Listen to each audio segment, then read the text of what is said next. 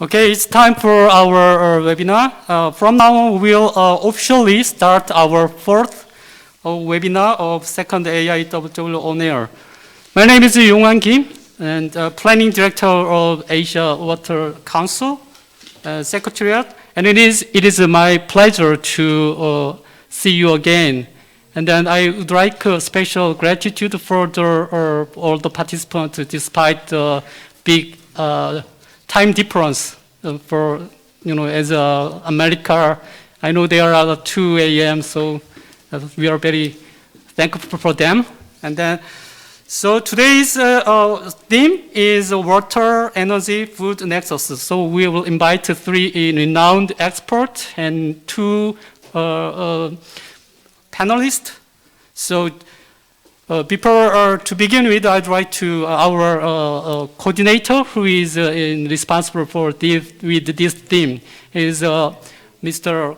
Dr. Kwang-sung Lim. Yes, he is in charge of this theme with our event. And to begin with, I'd like to introduce our K-Water Vice President, Mr. Deung-ho Choi, as to deliver our congratulatory remarks. He has more than 30 years experiences in K-Water, and he has many experiences. Chief Manager of Management Officer of Green Transition Promotion Division, and then he has many experience in water resources, infrastructure, operation, and management, and then he has a lot of experiences as well. So please welcome him with a big loud of applause. Good afternoon. I am Choi Deung-ho, Vice President and the CMO of the Green Transition Promotion Division, K-Water. I extend my sincere appreciation to all the participants to the first Asia Water issue on air, especially Mr. Federico Properzi and the Executive Director, Peter McCornick, Dr. Yongnan from the China Institute of the Water Resources and Hydro Research, and Dr. Leni Mayasari from the Indonesia. Thank you very much. The discussion on today's webinar will take place under the theme of Water, Food, Energy Nexus. National interest on applying ESG, environmental, social, and corporate governance, so-called ESG, is rapidly increasing as practicing climate actions are becoming crucial on every level. And at the center of the ESG business model is where the concept of the WEF Nexus lies within. Water, energy, food were interpreted as separate resources, which were produced and consumed through the traditional method. However, it is now realized that the interconnections among these 3 factors are indispensable for the future economic growth and development. Those factors of the WEF are closely interlinked with each other, and the trade-off effect is inevitable. Hence, policy regarding water, energy, food should be managed efficiently, while continuous efforts are needed to improve the governance. And also, we need to have the better policy coordination and coherence and social development. In this regard, the Republic of Korea has achieved the governance reformation to adopt the integrated national water management system.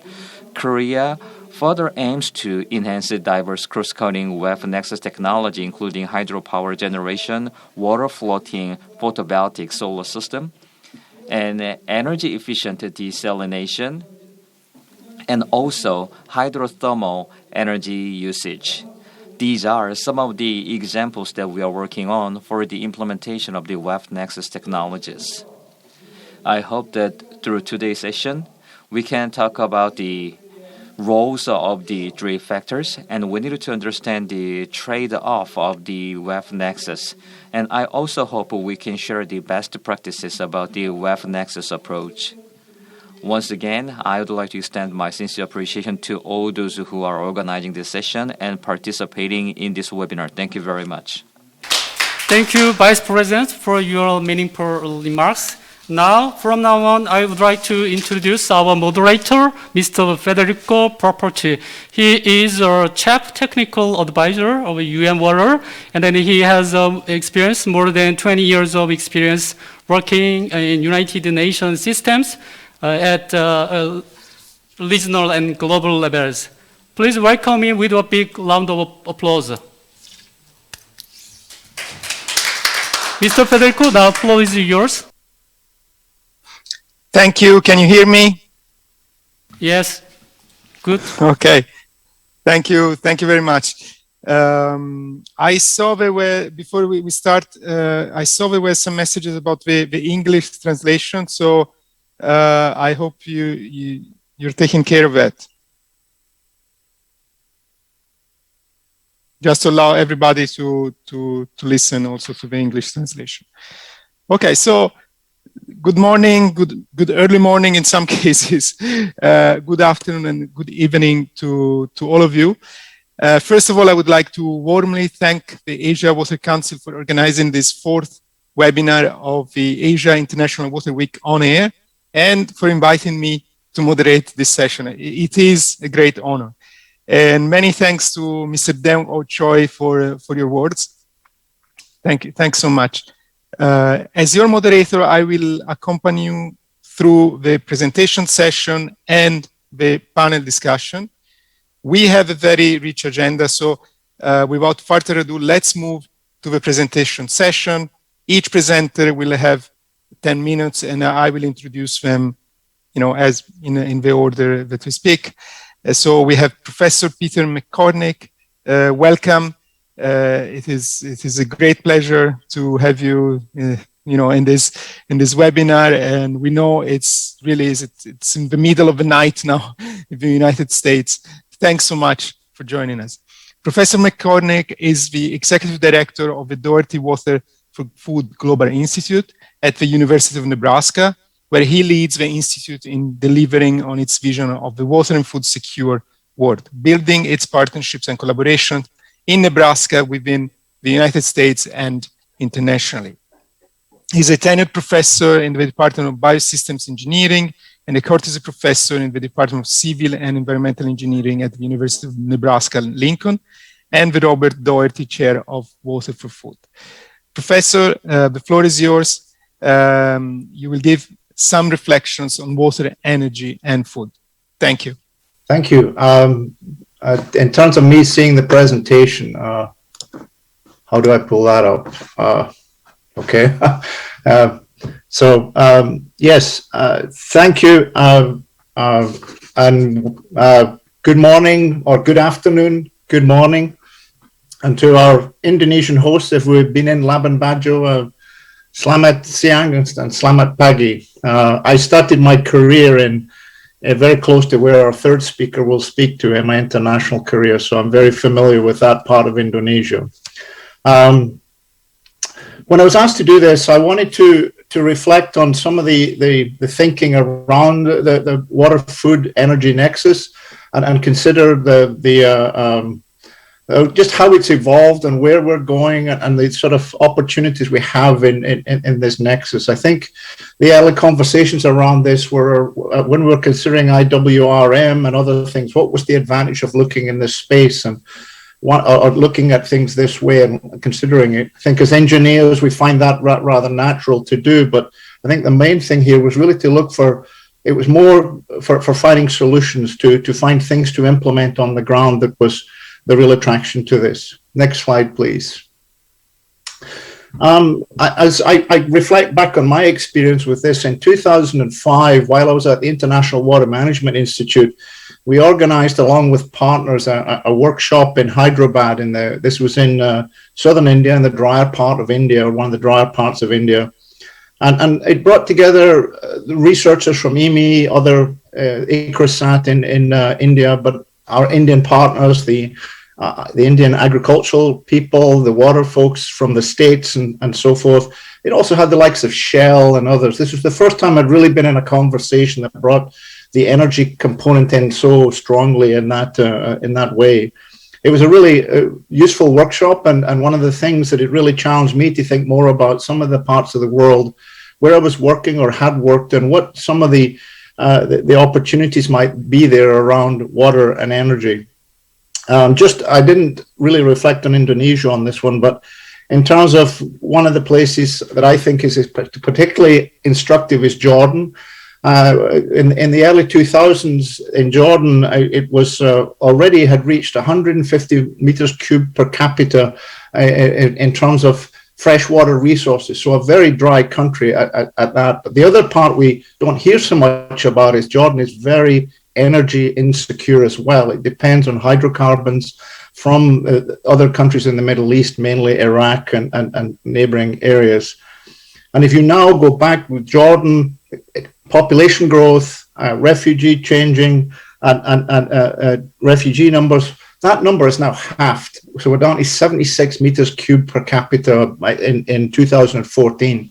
So certainly the numbers have dropped drastically. Jordan is very water insecure.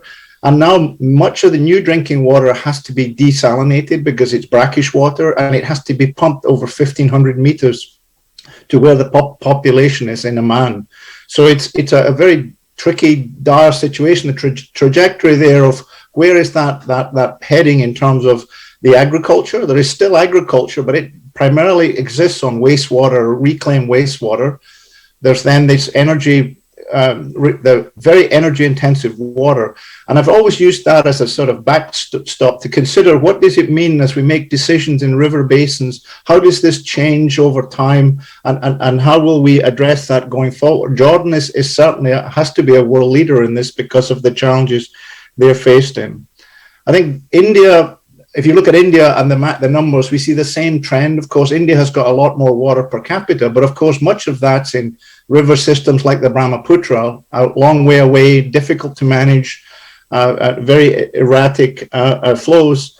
And then if you go down to the southern part of India, you see already areas getting very water scarce, of course, Rajasthan, but very similar challenges around hydropower. The agriculture has intensified. You see water moving up the river basins as they intensify agriculture and try to grow more food for the population in river systems like the Krishna. And even larger scale in the US. So if I look at the US, it's very water rich. But of course, we know there's parts of the US that are very dry. I will talk a little bit more about the state I'm sitting in now. When I was working on this work, I used the example from Idaho. I've left the references there if you're interested in looking in that. But now I want to talk a little bit about food and agriculture, and I'm going to use India as my example. So next slide, please. I'm particularly going to focus on the Punjab. I'm not that familiar with the Punjab. I've worked more in other states, but I think this is really the poster child. It's made a very important state when it came to the Green Revolution in the 1960s and the 1970s. And remember that India was very food insecure at that time, and had to really try and transform its agriculture. And this was many factors: crop breeding, new roads, and so forth. But a big part of this, the intensification in the Punjab and neighboring states in that part of India, was around more reliable water supply, and that was in developing the groundwater. And this was done by really by the farmers putting in wells, but the electricity was provided either free or at very highly subsidized levels. They well-intentioned to try and develop and intensify agriculture. And Punjab really became a major state exporting food into other parts of India. This is really a lot of investment. But now it's today, and we hear a lot about this, is there's a significant issue with this free electricity that has allowed farmers to pump the water further down than would be financially possible for them. And it's producing, as Dr. Gulati argues in his paper, the water is still dropping at 700 millimeters per year in parts of the Punjab. And the yields are high, but the value of that crop is now much lower because it can be grown elsewhere. Rice is still an important commodity crop. It's still required, but the argument is we should be using this water for higher value crops. So it's really created a problem in terms of, a recent colleague of mine in India said it's really the policy was the right idea in the 70s, but then the policies, the politics didn't allow the policies to be implemented to reverse some of the negative impacts of this. Next slide, please. So Nebraska, there's some commonalities between Punjab and Nebraska in terms of the food production. Nebraska is now the largest irrigated area in the United States. If it was a country, it would be ranked 12th in the world in terms of the area it's grown. If you look on that map, the blue is the Platte River. This is a big river that flows into the Missouri. It's about 1/5 of the Ganges in terms of overall flow. And underlying that is also what's called the High Plains Aquifer. It's really the part of the Ogallala Aquifer system. You hear a lot about problems in the Ogallala Aquifer, but actually this part of the Ogallala has been well managed. In the 1970s, Nebraska saw this issue occurring similar to what, not so much on the subsidized, but certainly had developed the groundwater. It was 1/8 of the irrigation is coming from groundwater. And then they implemented a system of natural resource districts to manage, devolve government of managing the water. And this has been expensive, but it's been successful. And now the groundwater levels in Nebraska have stabilized and in many places returned. There's still some issues, and certainly there's water quality challenges, but in water quantity, they are being quite well managed.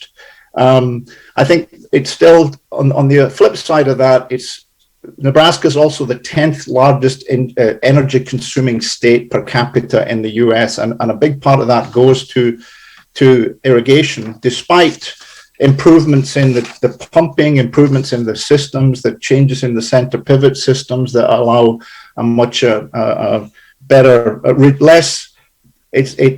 less consumption of energy for the unit produced. Next slide, please. So recently we did a study looking back at it was looking back 30 years, looking at that timeline. It would be nice to do this for the Punjab as well, but the data sources in Nebraska allowed us to look at this, looking at what with maize and soybeans are the main crops here.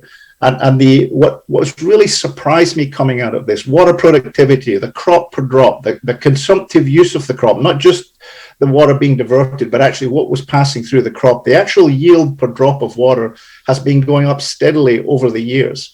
And for 30 years, that's been an upward incline. And I don't think this was really intentional in terms of actually increasing production per unit of water passed through the crop, but this is really what has happened.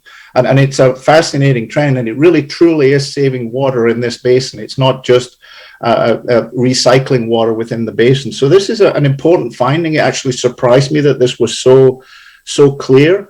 And it's something that in terms of opportunities. Now, the downside to this, that actually the investments in the irrigation systems, the pumps and the center pivot irrigation systems, the technology provided the access to manage the agriculture better. It didn't truly save water. What saved the water is really the breeding and the crop management practices. So that's an important finding. Next slide, please. Just because we're meant to be in Indonesia today, I'd much rather be sitting in Labuan Bajo with you all, but some of the work that one of our colleagues that works with us on this work in Nebraska, he has been working on the Yield Gap Atlas, and this really is looking, where are the gaps in the yield that we can increase the yield? We can actually increase the water productivity. And that's places like Punjab have done well, but there's still opportunities to improve there. And Indonesia, we see in rice, there's still, and that's across the whole country. We could drill down into parts of the country and look at that more carefully. But in terms of rice, there's a gap. We could increase with the same amount of water, and looking carefully at energy, we could produce more food without impacting other parts of the equation. Same with corn, maize. And of course, we're also looking at, there's quite a lot could be gained by the improved water management in food. So just in closing, next slide, please. This is a very broad brush overview. One of the points I really want to stress here, producing more food with less water requires investments in crop breeding and management. That's in addition to the roads and so forth. This is has been a big part of it. Indonesia's benefited from that. India's benefited from that. But the question I'm asking the breeders here in America and elsewhere is, can we keep doing this? Can we keep growing more food with less water and less energy? To achieve this requires investment in technology, and to sustain the resources requires the institutions. So the institutions that in Punjab have not been able to reverse the issue around the electricity, and there's many reasons, but it certainly comes down to also the politics. So it's something that can be very tricky. Some states have done better in India around this issue. Water-saving technology and infrastructure may not save water, but it can reduce the energy requirements. So there's wins there as well in terms of the water-food nexus. And what I'm really pleased to see this presentation from Beijing Dua is the consider the trajectory. Where are we going with this energy, food, water nexus? Because we solve the problem now, but we must be thinking ahead 10 years and 20 years. Jordan is the sort of poster child for some of the situations we're faced with in the future. Thank you. Thank you so much, Professor McCornick. I think I really liked how you positioned, you focus on today's challenges of the water, energy, food nexus, but also talking about solutions. And I wrote down, I liked when you said politics didn't allow the policies to be reverted, because what I also take home from your presentation is this need for balancing the technical, policy, and politics dimension of a water, energy, food nexus. So thanks so much. I would like now, it is my great pleasure to introduce our second presenter. But before I do that, I would just like to highlight a message from the interpreters. To see the presentation, you actually have to pin the AWC host participant. Please do that. Otherwise, you basically, it's very hard to see the presentation itself. So please do pin the AWC host to be able to see the presentation. So it is now my great pleasure to introduce our second presenter, who is Dr. Yongnan Zhu. Dr. Zhu is a senior engineer of China Institute of Water Resources and Hydropower Research, IWHR, and she gained a master's degree in geoscience and environment from the University of Science and Technology of Lille in France, and she has a PhD at Ohio University of China.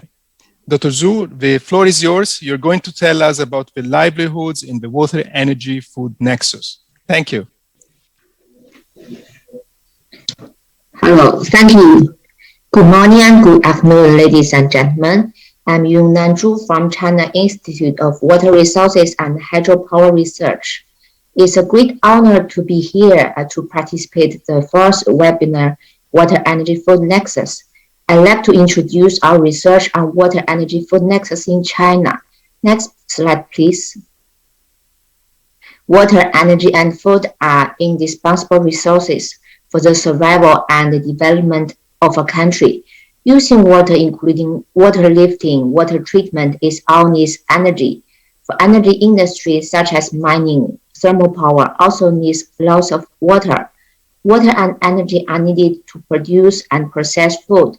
In addition, climate change has a profound impact on water cycle, energy, and agricultural production. First of all, I'd like to introduce the general situation of water, energy, food in China. Next slide, please. There are many serious difficulties that challenge the development of China, such as lack of water resources, unequal distribution.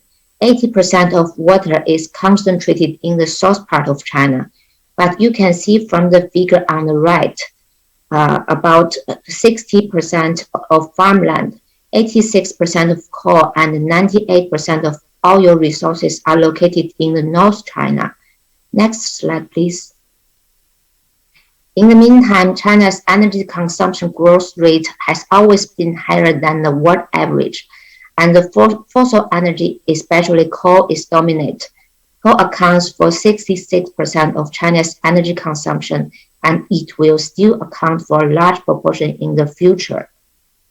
Next slide, please. Due to the uneven distribution of resources, there is wide competition for water use, such as between energy, agriculture, industries, cities, and ecological water use, especially in northern China. As we can see from the figure, energy basis, food production area, and big cities are highly overlapped. Next slide, please. In addition, it's worth noting that climate change has a profound impact on water cycle, energy, and agriculture.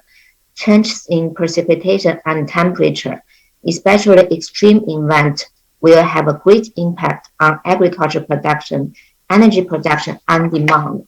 It is estimated that by 2050, China's grain production may be reduced by 13% due to climate change, including 4 to 15% for rice, 2 to 20 for wheat, and 0 to 13 for corn. Next slide, please. Now I would like to introduce one of our studies on water-energy nexus in the northern China, irrigation water and energy saving in well irrigation district from a water-energy nexus perspective.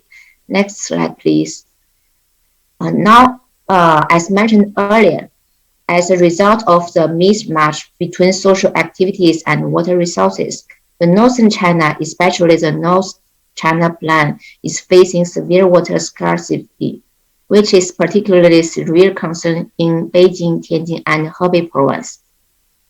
To meet requirements for regional social economic developments, the underground water in this region has been exploited and overexploited for urban, industrial, and agricultural water use. On average, 36 billion cubic meters of groundwater is extracted annually.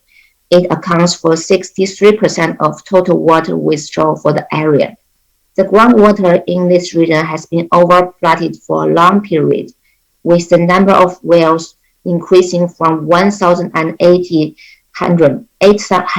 in the 1960s to 15 million in 2011.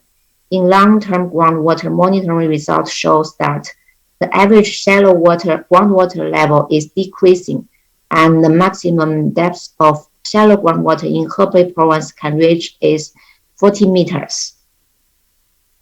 And as we know, the deeper the groundwater level is, the greater the energy consumption for water pumping is.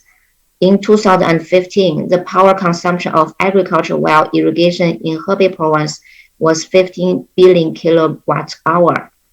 Therefore, we analyzed the relationship. Next slide, please. Therefore, we analyzed the relationship between agricultural water use and energy use in North China Plain in the past 35 years. And we can see from the figure, the agriculture irrigation energy consumption in Hebei province is increasing in the past years from 2 billion kilowatt hour in 1980 to 15 billion kilowatt hour in 2015. The energy consumption of irrigation is related not only to the total amount of irrigation water, the irrigation method, but also related to the elevation of water pumping. As the groundwater level drops, more energy is needed to pumping water. From 1980, irrigation electricity consumption per hectare showed an average annual rate of increase of 71 kilowatt hour per hectare. Next slide, please. We compare the efficiency of irrigation water and energy use in 1980 and 2015. For producing 1 kilogram of grain in 1980, it requires 0.8 cubic meter irrigation water and 0.12 kilowatt hour of electric energy. But in 2015, for producing the same amount of grain, it requires less water but more energy. It shows a double effect of water saving measures and groundwater level decline. In the past, we only considered agricultural irrigation from the perspective of water saving.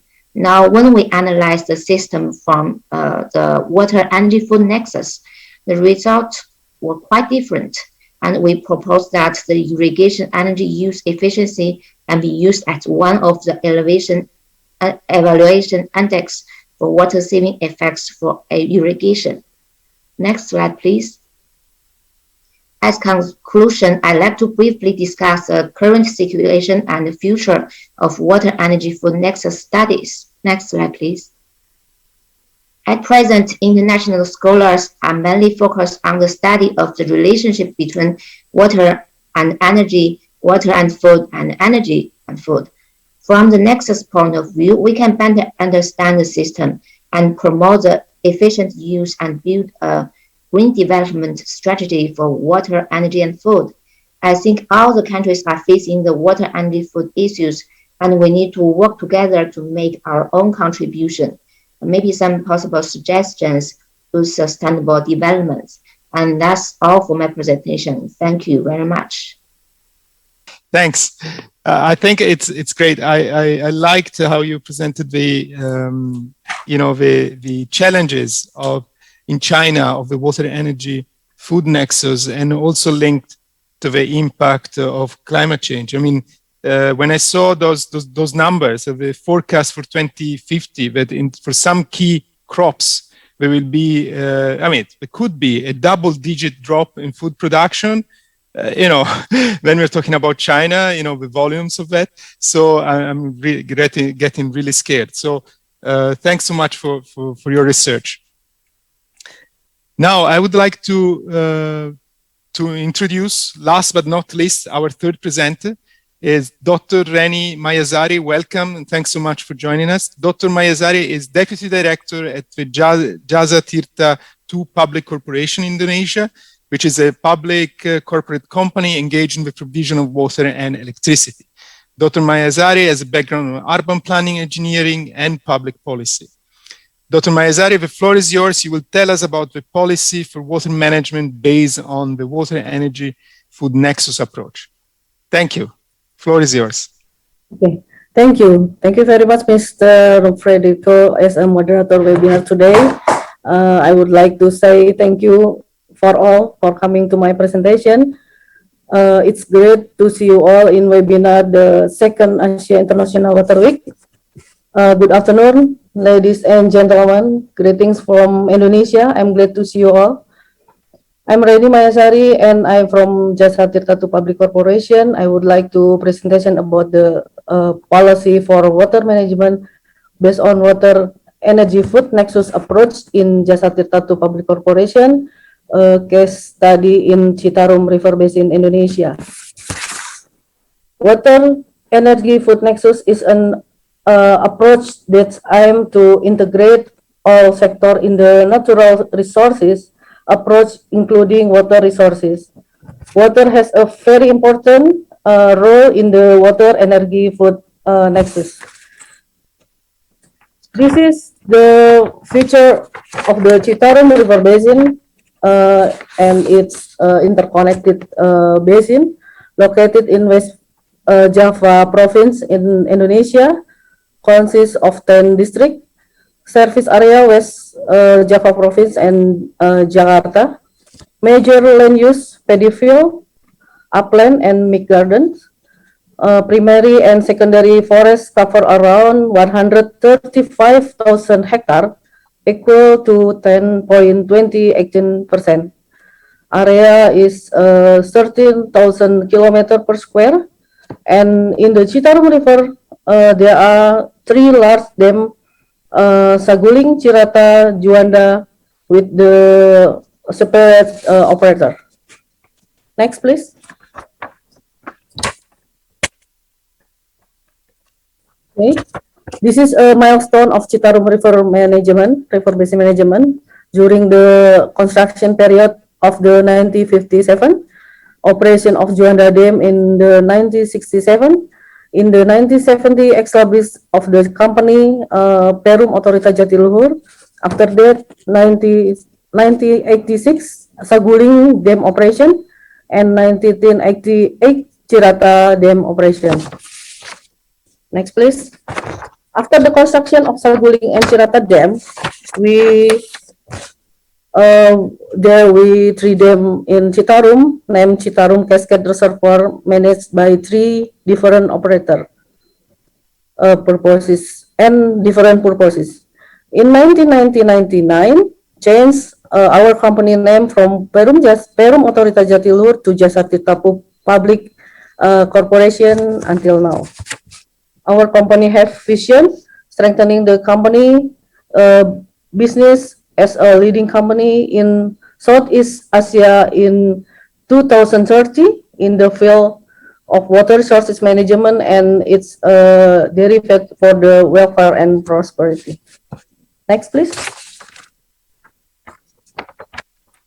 This is achievement and benefit of water resources management support, Water-Energy-Food Nexus.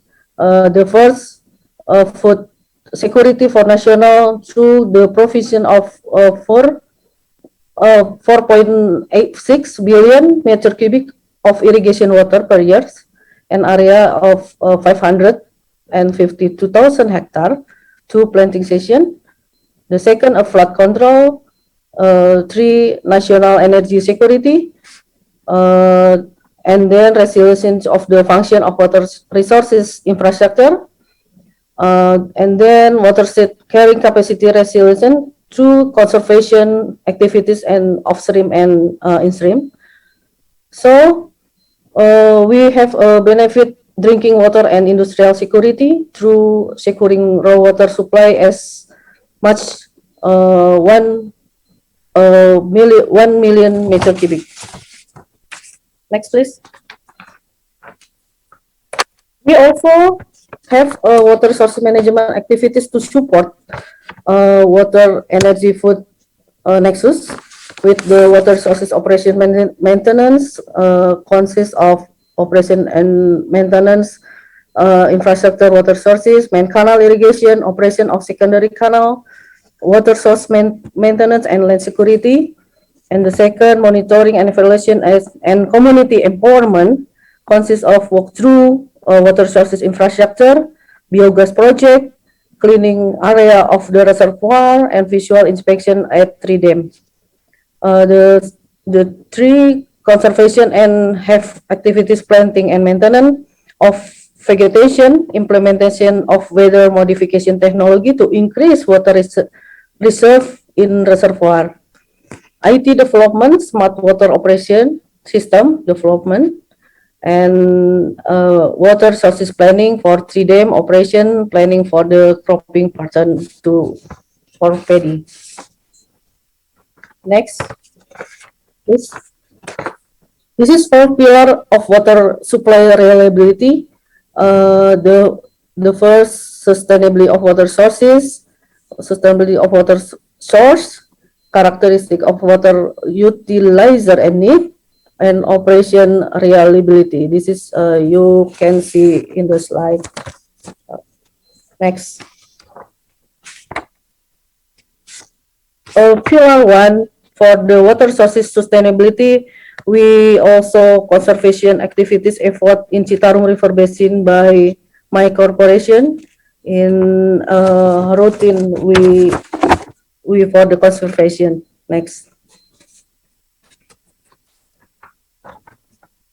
Pillar 2, infrastructure reliability, water resource infrastructure maintenance activities by our company. This is a list of water resources infrastructure that must be managed properly. So many infrastructure water sources for the support water, food, and nexus energy. Next, the infrastructure water source infrastructure maintenance routine activities. The picture show the excavation of mud and irrigation canal rather than in drainage of the water. Irrigation not hampered by mud of water with. Next. This is formulation of raw water requirement planning process of supply raw water from Juanda Dam. This is the process. The first, we calculate the water requirement for irrigation.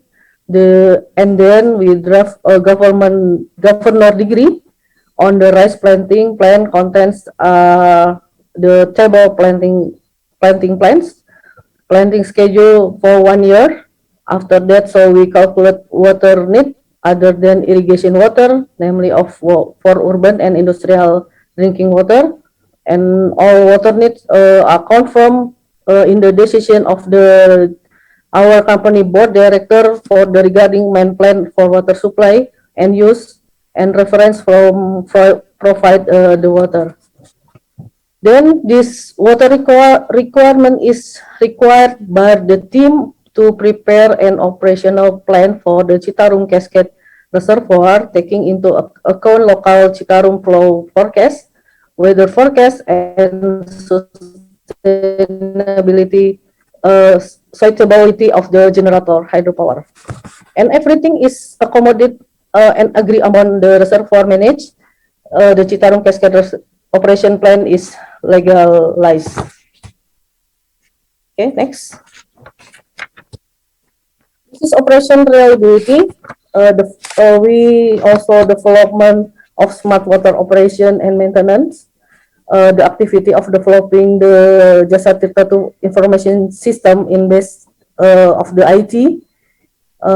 Jasa Tirta II master plan with dealing the activity including completion of the water resources information system, application, improvement and modernization of information system, instrumentation to water sources, development of the customer care for the compliant from the user, application data center development, inventory and asset management, and development of information center technology in stage. The next. This is contribution of our company Jasa Tirta to Public Corporation for National Water and Food Security. The first, control of flood discharge, 2,000 meter cubic per second in the downstream area of Citarum River. Raw water supply of 5.5 billion meter cubic per year. Fulfillment of 80% for the raw water needs for drinking water in DKI Jakarta, and of the 500 million meter per year.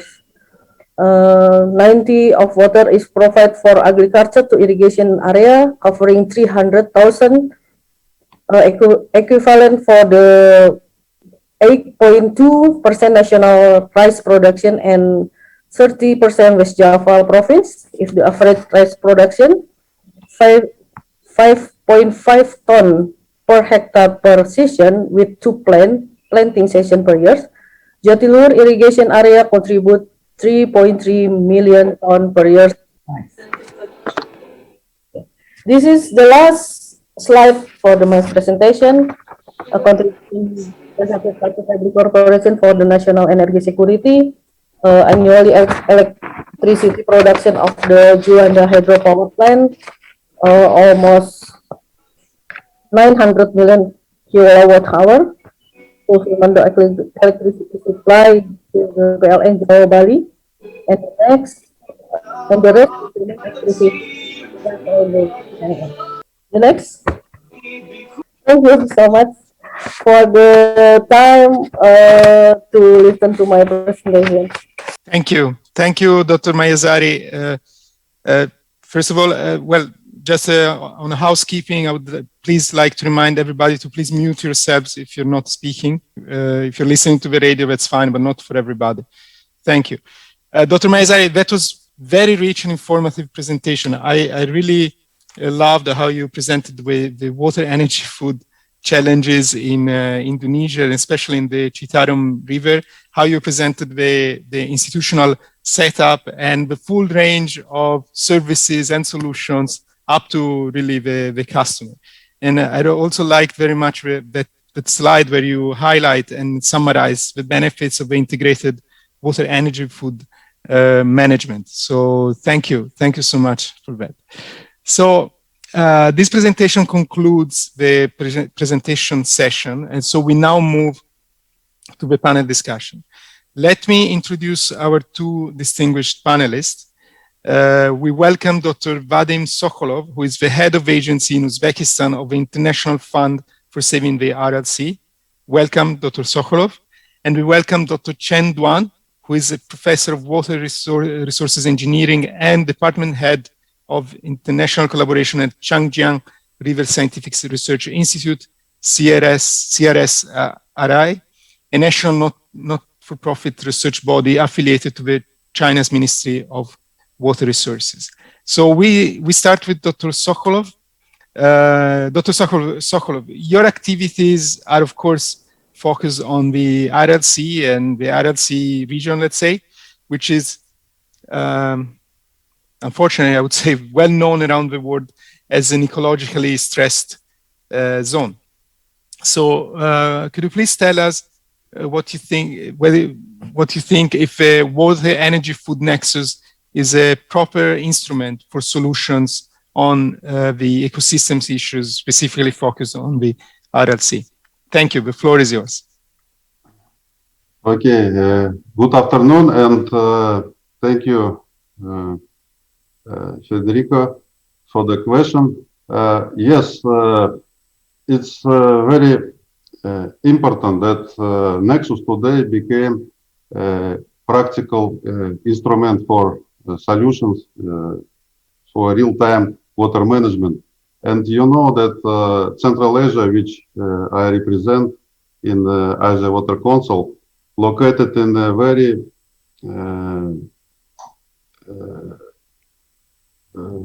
arid climate. We have water stress everywhere in agriculture, for industries, and for sure for ecosystems. Because again, in terms of allocation of water resources and use of water resources, in the first term,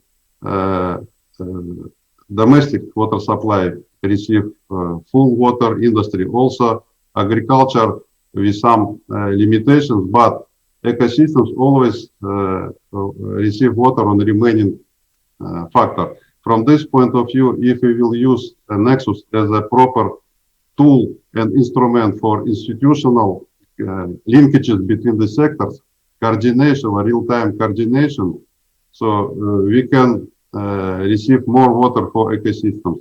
And I believe that Asia Water Council, as with the main mission to implement smart water technologies and innovations, so using again Nexus as a practical instrument, we can solve these problems.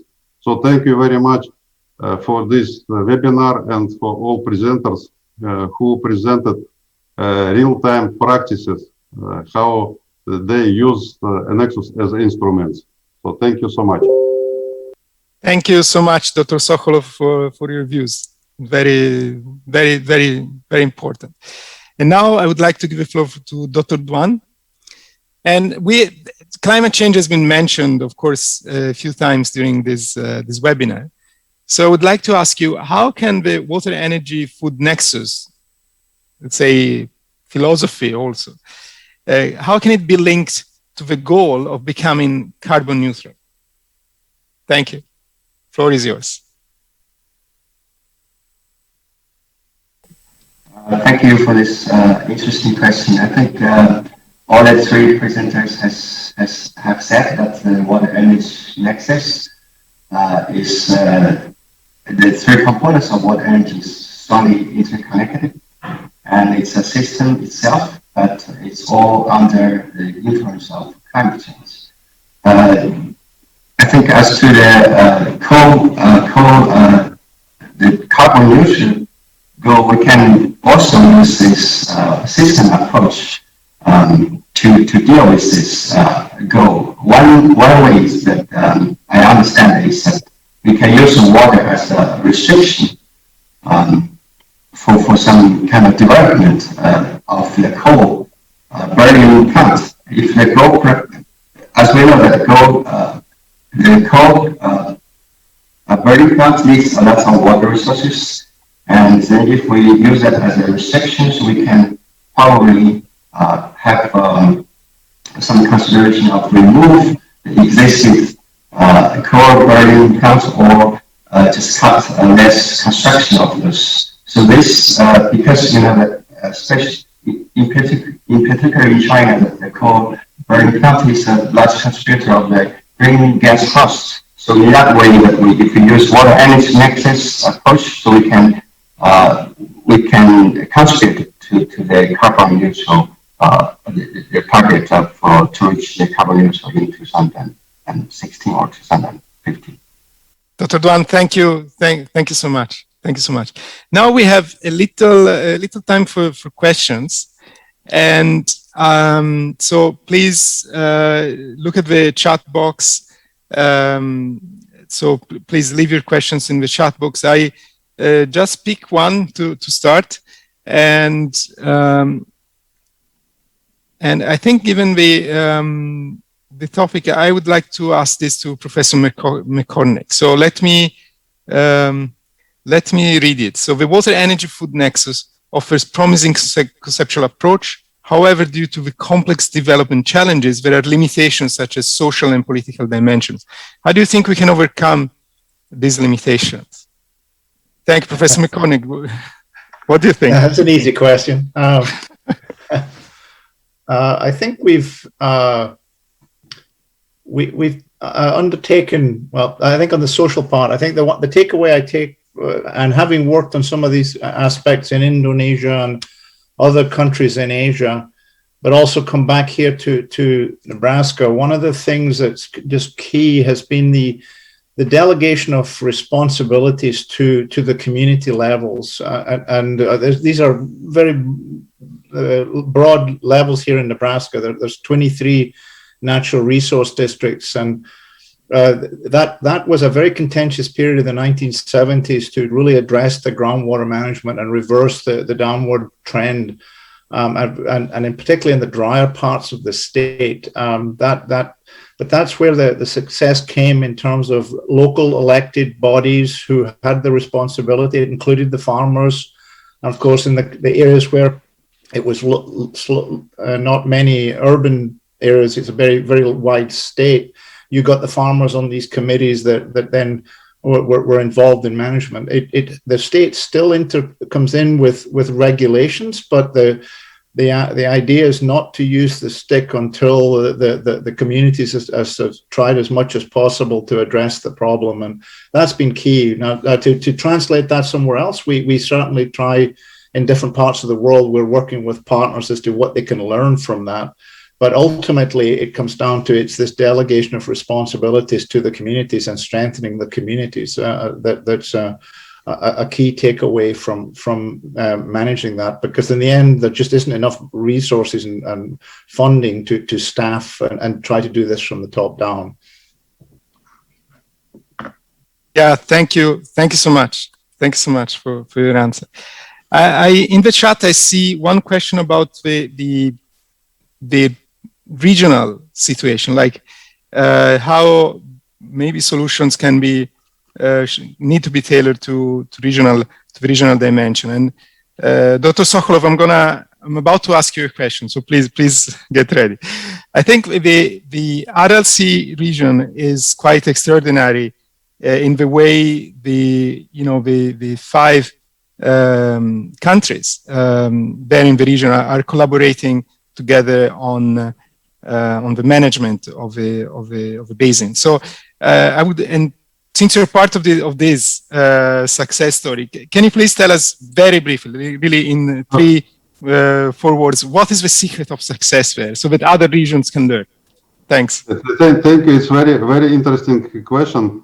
I would say that at the regional level, transboundary level, where we have a few players, for example, like you mentioned, RLC basin, we have 5 countries, even 6 countries, Afghanistan also, but unfortunately it's not officially in cooperation. In these terms, again, Nexus as a tool, I would like to underline that we can use Nexus as a tool for finding consensus among the different levels, because in the regional level we should establish consensus between sectors first, second between the countries, and third between the countries and the region and other players, international donors and other very important players. From this point of view, if we will use instruments of Nexus in these different levels, we can achieve the success. So this is my recommendation. Yeah, thank you so much also for being really so to the point and so sharp. So I see other questions in the chat, but I'm afraid that our time has run out. I really enjoyed this conversation. I would really like to thank the organizers and the presenters and the panelists and all of you, the participants, for your participation. And I would also like to really thank the interpreters for their work. So I now hand the floor back to the AWC Secretariat. Thank you. Thank you, Federico, for your nice presenting, and all the presenters to preparing well their material to present. So I think our today's discussion will be very fruitful, and then will be very beneficial for the AWC Secretary to prepare in the upcoming AIWW event. So now I'd like to introduce to all of us to save the date, the 5th webinar on May 18. So the theme will be water and ecosystem, and then we would like to invite for renowned experts from UNESCO and ADB and the French Water Partnership and so on. So we kindly ask you to your continuous interest and participation to the end. We only left 2 sessions to the end. So thank you for your time and your participation. Before closing, I think it's better to take time to taking commemorative photos. So send your position. There was kindly wave your hand, and then yes. Turn on your video, and then we'll take pictures on the screen so we can share our time. Please wave your hands and smile. Okay, nice pictures. You're good. And finally, I would like to invite our Vice President for closing remarks as a final program. Thank you very much, everyone, for sharing your expertise with us today on the 4th webinar on the Water-Energy-Food Nexus. Thank you very much once again. According to the IRENA, the WEF Nexus is at the center of every policymaking, strategy development, and research to achieve the global agenda. It also emphasized that the Nexus will play a key role to effectively allocate the increasing demand on the limited resources. As it was continuously mentioned during today's discussion, countries are facilitating effective policy implementation and taking innovative approach to increase energy efficiency and meet the national demand. Active commitment on adopting WEF Nexus policy and developing cutting-edge technology must continue and should be propelled through cooperative initiatives. In this regard, I sincerely hope that today's discussion served as a timely opportunity to accelerate your ambitious action and hope that we can contribute to the 2030 agenda. Thank you very much once again for your participation, and I will see you in the next session. Thank you very much. Thank you for all. So now we officially close our event and hope to see you again. Bye-bye.